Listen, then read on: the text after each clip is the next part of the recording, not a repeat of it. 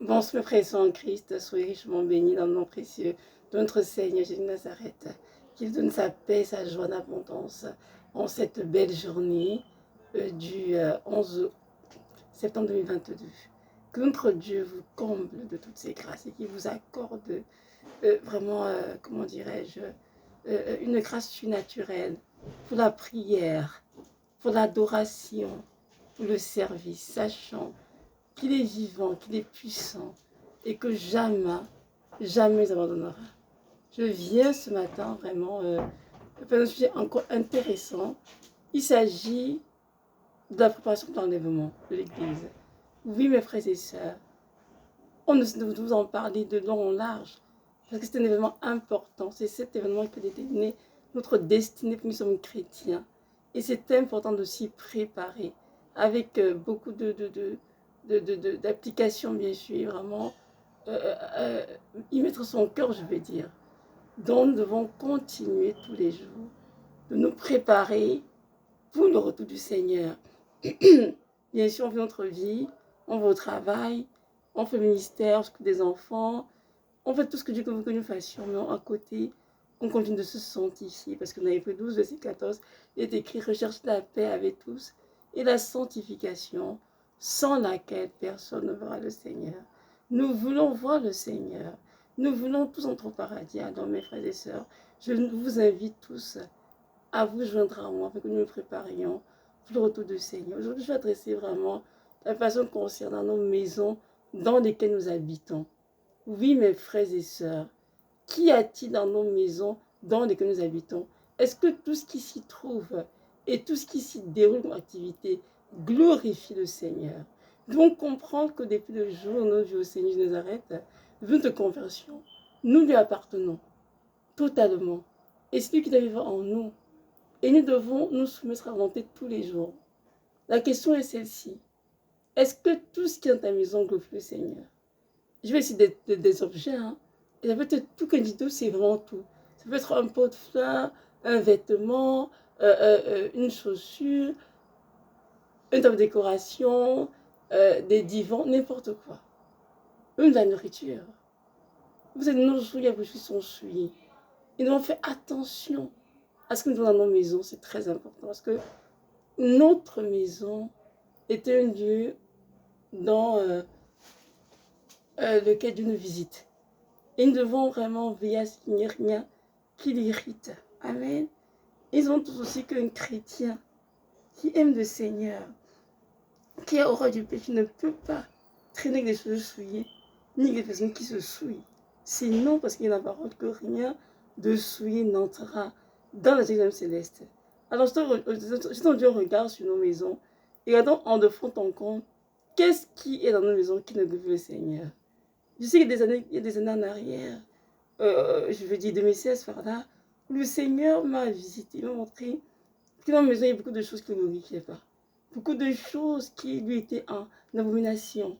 La présence des faux cheveux, des vernis dans les placards, des nuisettes dans les placards, la présence des tableaux qui ne glorifiaient pas. Il y a beaucoup de choses dont je dois m'en débarrasser.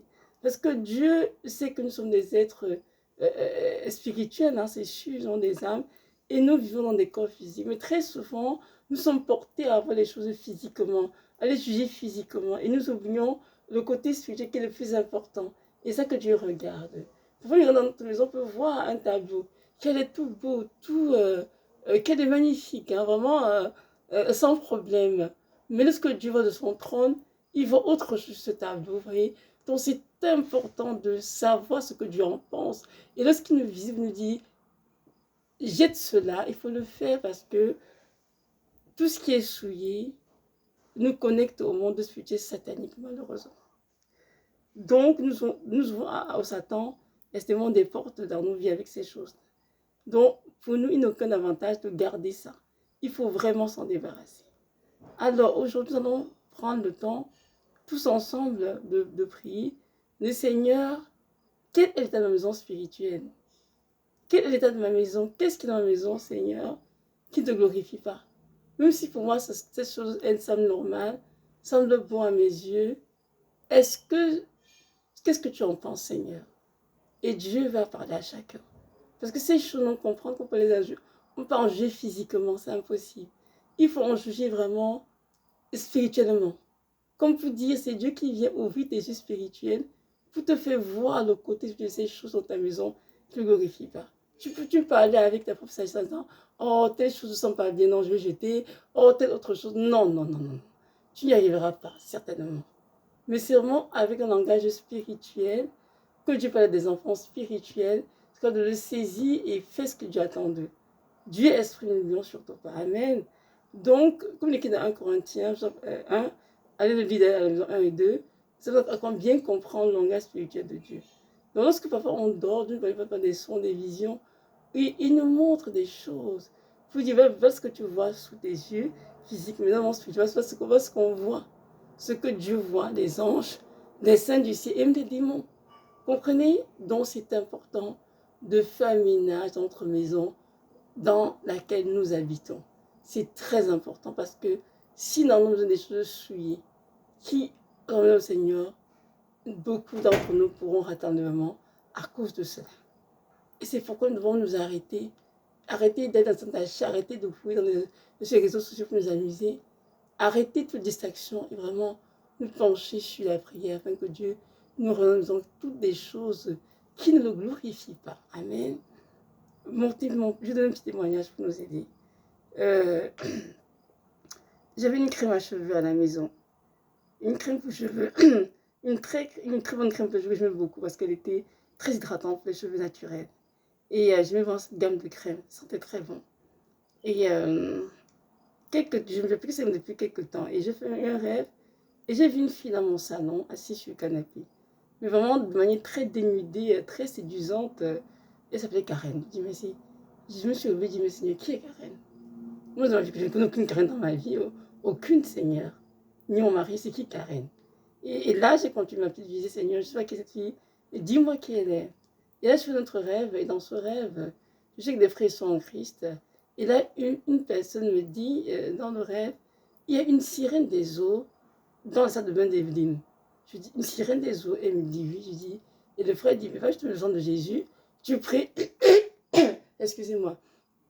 Et au nom de Jésus, la sirène s'en allait. Je me suis dit, ok, d'accord. Je me réveille et dis, Seigneur, une sirène dans ma salle de bain. Qu'est-ce qu'une sirène des eaux fait dans ma salle de bain? Et là, il commence à me dire, Seigneur, qu'est-ce qui va dans cette maison? Je veux que tu me parles. Qu'est-ce qui ne va pas? Et là, quelques temps après, je dormais et j'ai eu un rêve. Dans ce rêve, j'ai été attaquée par une sirène. Je devais vraiment mi-humain, mi-poisson. Avec la queue de poisson, les écailles.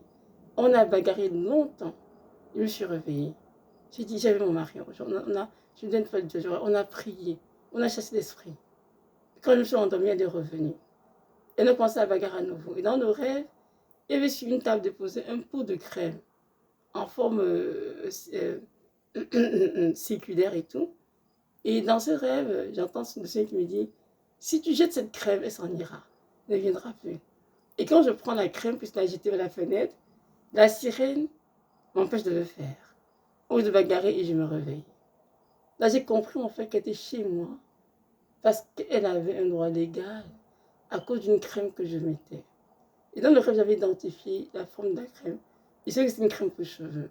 Là, je vais à mon mari. Il me demande où sont toutes les crèmes pour cheveux. Les crèmes pour cheveux sont toutes dans la salle de bain. Et il me dit, va donc regarder. Je regardais, j'ai tant de crèmes, tant de gamme. Je ne sais même pas laquelle c'était. Je me disais que je vais tout jeter sous la panique. J'ai voulu tout jeter mes crèmes. Puis je dis non, ça ne sert à rien d'en garder. Je ne vais pas avoir fonctionné des eaux. Il m'a dit non, ne fais pas cela. Ce serait ridicule de jeter toutes tes crèmes. Il a dit, moi je vais au travail. Non, c'est dans la journée de te révéler de quelle gamme de crème il s'agit. Et là, j'ai continué de prier. Et tout de suite, quand je priais, le matin, il est encore 6h et quelques, du coup, j'entends Karen. Et il me dit que tu te souviens-tu de rêve de tu as mis chez avec Karen? Je dis oui, Seigneur. Il me dit que tu te souviens que tu as eu un rêve, quelqu'un t'a dit qu'il y a une sirène des eaux, ça devient des vignes. J'ai dit oui, Seigneur, je m'en souviens aussi. Il dit justement, c'est la sirène des eaux. Et là, dans ça devient, je cours aller mes crèmes. Il y a une crème là-dessus qui est dessus. Karen Beautiful, je tombe sur la gamme. Je prends toutes les crèmes de la gamme, toutes les pommades. Et je dépose là. Ça me dit que c'est ça. C'est ça que je tes cheveux sur une crème qui était fabriquée sous la mer. Et c'est riche à ses esprits. sous-marin. C'est pour ça que la Seigneur des eaux accède à ta salle de bain et à ton corps, bien sûr, il va te souiller. Si tu veux te mettre ça, tu comprends bien. Tu seras continuellement sous son emprise. Et là, dans l'emprise, elle jette. J'ai visité toute la gamme, j'ai jeté toute la gamme. Depuis lors, plus jamais, je n'ai eu de rêve avec que cette sirène des eaux. Elle est partie parce que j'ai pu jeter toutes les crèmes qui lui appartenaient en quelque sorte. Ceci pour nous dire quoi, mes frères et sœurs? Que c'est vraiment spirituellement qu'on en juge. Moi, je mets les crèmes pendant des mois. Les crèmes sentaient bon, stimulant les cheveux. Je n'ai douté que c'était une crème avec elle sous la mer et qu'elle était connectée à la sirène des eaux. Mais Dieu est venu dans plusieurs rêves, dans 3, 4 rêves, je dirais, pour me révéler que j'avais une crème souillée dans ma salle de bain. C'est la raison pour laquelle la sirène des eaux avait accès à ma salle de bain. Donc, nous devons comprendre que les choses doivent être jugées spirituellement et que c'est Dieu qui nous révèle la nature de ces choses. Ce n'est pas nous qui allons à tâtons pour décider qu'est-ce qui est bien, qui n'est pas bien, non. Donc, en priant, Dieu vous révéler à vous aussi toutes les choses qui sont souillées et qui vous connectent au monde spirituel, qui ouvrent des portes aux démons dans vos vies, dans vos maisons. Ça, comme j'ai dit, ça peut être n'importe quoi. Parce que c'est une crème à cheveux. Dieu m'a parlé dans ma maison des tableaux, même de la nourriture m'avait été donnée, des pagnes, des chaussures, des sacs à main, des robes, des nuisettes, de tout. Dieu a touché tout dans la maison et j'ai dû tout jeter. Mes frères et sœurs en Christ, si vous êtes une maison où vous êtes responsable, où c'est votre maison, je vous encourage à faire ce ménage et à prier ainsi. Mais si vous êtes quelque part où vous, comment dirais-je, soit le chez vous, vous êtes juste peut-être une invitée, vous n'avez pas un grand pouvoir d'action, ben vous êtes juste obligé de prier pour la protection et pour nos seigneurs de se révéler aux propriétaires de la maison pour qu'ils puissent s'en débarrasser. Vous n'avez pas grand pouvoir pour faire vraiment ce ménage. Mais pour vous qui êtes dans vos maisons, des couples mariés, et que vous êtes vos enfants, faites le ménage. C'est important. Notre Dieu a dit que rien de souillé n'entrera dans la Genèse. Vous devez comprendre que si je mets une crème souillée sur mes cheveux, sur mon corps, et que j'ai une sirène des eaux attachée à ma vie, qui m'influence, mais sous l'emprise, jamais je ne pourrai être dans cet état. C'est impossible. Donc c'est avantageux pour nous de faire cet exercice pour éviter les surprises désagréables. Je veux également parler de ce qui se déroule dans nos maisons comme activité. Oui, chrétiens, il est temps de poser la question. Est-ce que tout ce qu'on fait sous mon toit glorifie le Seigneur? Est-ce que toutes les activités que je permets sous mon toit glorifient le Seigneur? C'est important. Vous savez pourquoi? Parce que Dieu a dit dans son 133 qu'il est beau et agréable pour des frères de se réunir ensemble. Car c'est là que Dieu envoie bénédiction. Amen. Lorsque nous nous réunissons, on réunit au nom de Jésus. Donc on a fait des choses qui glorifient le Seigneur. Il y a des chrétiens qui se réunissent pour boire des alcools, parler de politique, de football, parler des sujets qui ne comment dirais-je, qui n'édifient en rien, pendant des heures et des heures. Manger, boire à l'excès des biens, des alcools, c'est sûr que ce sont des choses qui déplaisent au Seigneur fortement. Alors, si tu fais, je ne fais plus ça.